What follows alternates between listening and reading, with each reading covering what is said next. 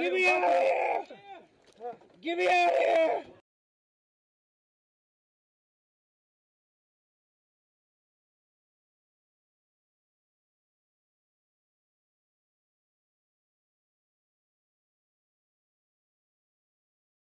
Every day, veterans across the United States commit suicide because of the lack of effective mental health services in the United States military. So many mothers, fathers, and members of communities laying down their lives to serve or protect their nation never receive mental health treatment or services. Even those with the option to seek help are embarrassed about their service-related mental disabilities.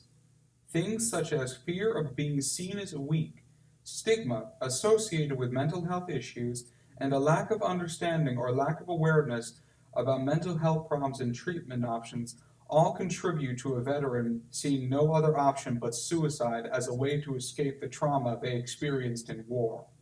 We had the opportunity to interview some veterans with their own opinions about the veteran mental health system within the military.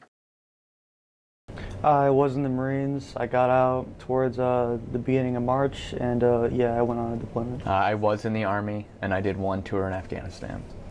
I served in the United States Navy from 1984 to 1992, and no, I didn't go overseas.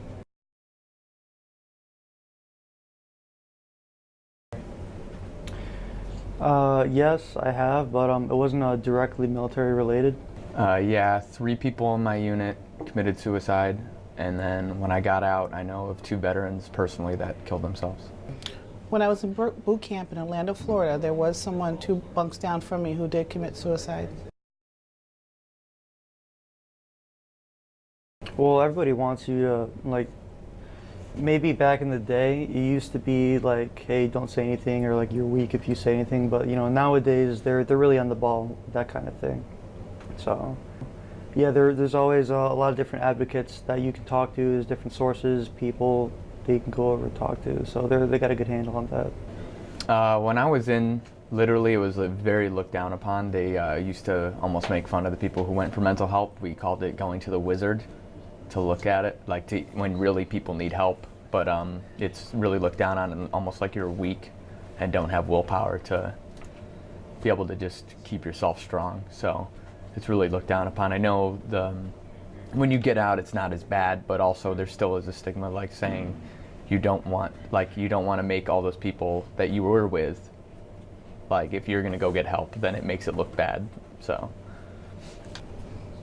Well, back then, even now, I think it's frowned upon. People are just ashamed of it. It's almost like it's a taboo or a stigma.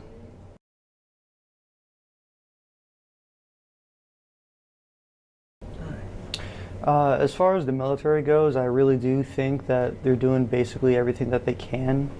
Right now, really all it comes down to is, you know, maybe like a pride thing. Like maybe people just don't want to say anything no matter how much help they could get. So as far as things that they're doing, yeah, they're doing everything they can, but at the end of the day, some people just aren't going to say anything. I think there's enough help out there, just not enough people know where to go and have access to get to the places where they need. And also, I think there's too many people, or there's not enough help for the amount of people that need it too. So they need more staff and like a quicker way of doing it. But that's my opinion. Again, a lot of the veterans are shamed. They feel like they're being looked down upon, so they don't get the resources that they need. So I don't think that there are enough resources. But then again, I don't think the veterans know how to or want to get help because of the stigma. The stigma is breaking. Organizations such as Soldiers Project, Stop Soldier Suicide, and even Southern's Veterans Center are breaking the stigma of veteran mental health treatment, offering veterans a way to seek treatment for PTSD and other combat-related mental illnesses. It is hope for many who could grow up to be mothers, fathers, and community members. Together, we can end the stigma behind soldier suicide and help these heroes who risk their lives on the battlefields and now risk their lives back home.